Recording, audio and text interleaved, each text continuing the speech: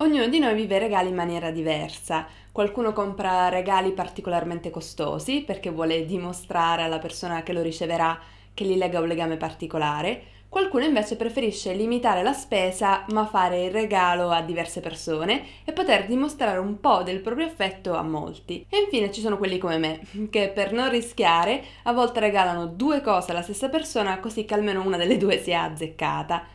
In ogni caso siamo tutti diversi, abbiamo budget differenti e idee di regalo diverse.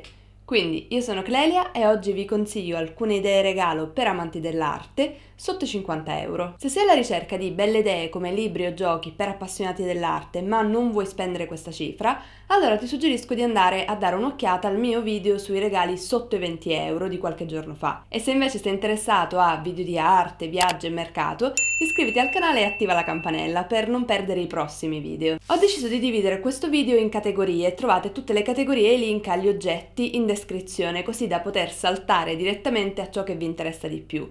Oppure trovate tutte queste idee insieme sulla mia pagina Amazon dove aggiungo non solo ciò che mi piace, ma ad ogni oggetto una mini recensione per darvi un'idea e capire insieme se si tratta di qualcosa che è adatto a quello che state cercando o no.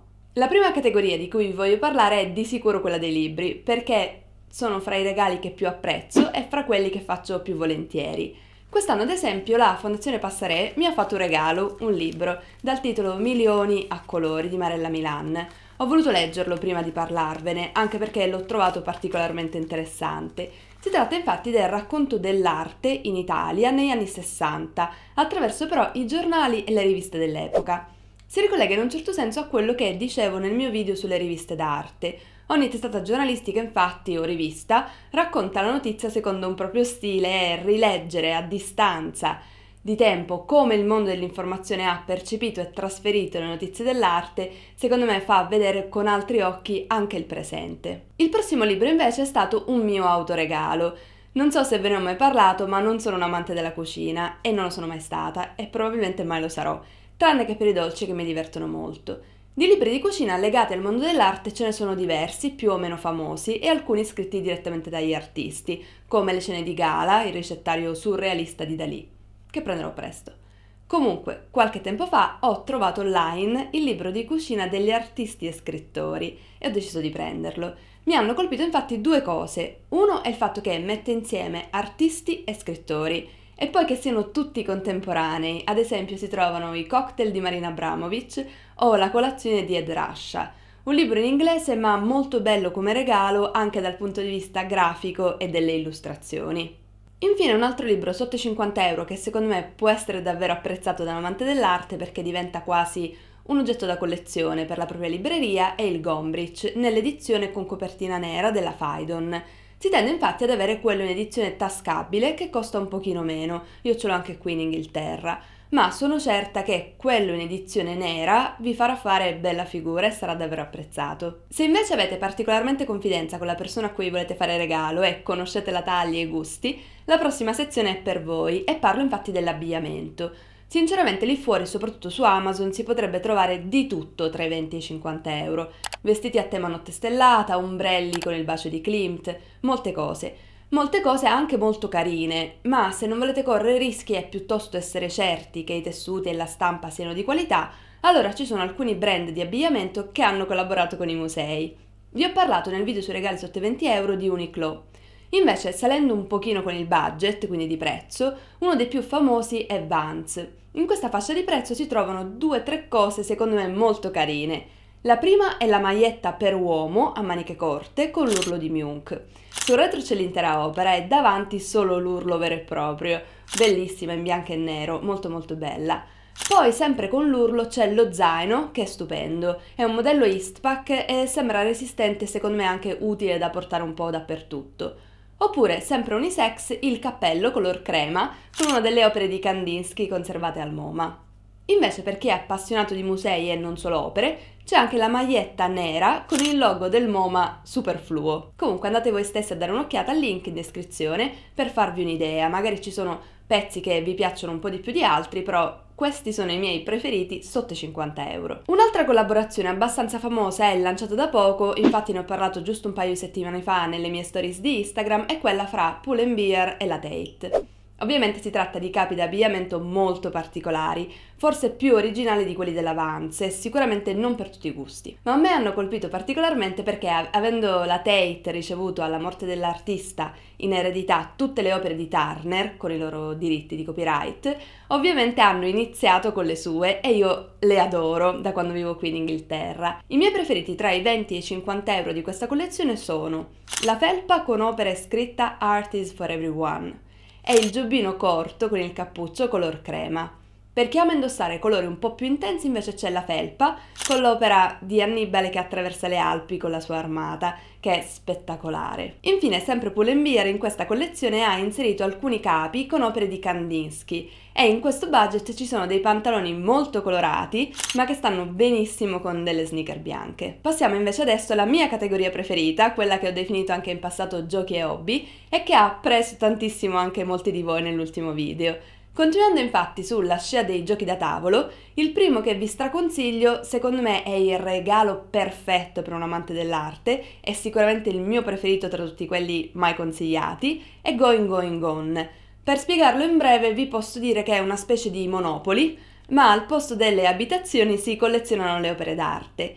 Queste vengono comprate in asta, in fiera o scambiate con gli altri giocatori. Vince chi alla fine della partita ha la collezione con il valore più alto.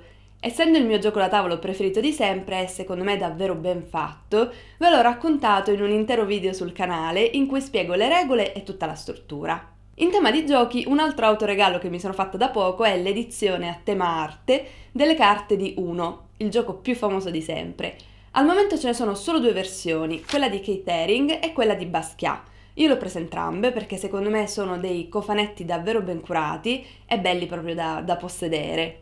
Le regole del gioco sono le stesse del classico 1, quello che cambia è soltanto la veste grafica del gioco. In tema pupazzetti, dato che quelli della Funko vi sono piaciuti particolarmente la volta scorsa, una scoperta che ho fatto anni fa grazie a una mia collega in triennale, che li usava addirittura come spille, sono i pupazzi della Little Thinkers. Il brand che li ha creati è lo stesso delle spille sotto i 20 euro, quindi la gilda dei filosofi disoccupati. In questo caso sono stati creati moltissimi pupazzetti in tessuto di artisti e pensatori famosi. Ci sono ovviamente Van Gogh, Picasso, Warhol e anche molti filosofi, scienziati e personaggi della storia. Se invece volete sostenere i musei con una collezione che ha anche una storia interessante, allora vi consiglio di andare sul sito della Tate. Basandosi infatti sulla bambola tradizionale giapponese chiamata kokeshi, la Tate ha realizzato una versione a tema arte. Queste bambole in Giappone vengono create e regalate ai bambini da centinaia di anni e sono famose per essere in legno, senza braccia e senza gambe. Al momento ce ne sono online nello shop della Tate, 3 tipi diversi: Frida Kahlo, Salvador Dalì e Kusama. Tornando invece ai giochi, esiste una versione a tema arte del domino. Se sapete quindi che la persona è appassionata a questo gioco, che si basa principalmente sulle immagini, poter giocare con i personaggi delle opere di quest'artista sicuramente sarà divertente. Per la prossima sezione, quella degli oggetti per la casa, crescendo il budget sale anche il design e la qualità degli oggetti di arredamento, ovviamente. Il mio negozio preferito per questo genere di cose a Londra sono i museum shops, dove ovviamente posso vedere tutto con i miei occhi prima di fare l'acquisto. Ma anche online spesso si riesce ad intuirne la qualità. Il pezzo preferito di quest'anno per me è il piatto di Kusama alla Tate. Onestamente questi piatti non sono nel mio stile, però è innegabile che siano belli e riconoscibili per chi ama l'artista. Un altro pezzo carino e utile, che si trova davvero ovunque, è la fodera per il cuscino. Forse è un po' kitsch, è vero, a volte come regalo, ma se mescolata a cuscini con colori neutri, secondo me diventa un pezzo davvero carino. Quelle online che ho trovato più belle quest'anno sono quelle della National Gallery, che hanno anche il retro monocolore. Le mie preferite sono Van Gogh e Monet, ovviamente. Per gli amanti del Rinascimento però c'è anche il particolare della Vergine delle Rocce di Leonardo. Infine l'ultima sezione, come la volta scorsa, è quella dell'intrattenimento vero e proprio, quindi film e riviste. Se infatti Netflix era nei regali sotto i 20 euro, per quelli sotto i 50 vi consiglio Amazon Prime Video.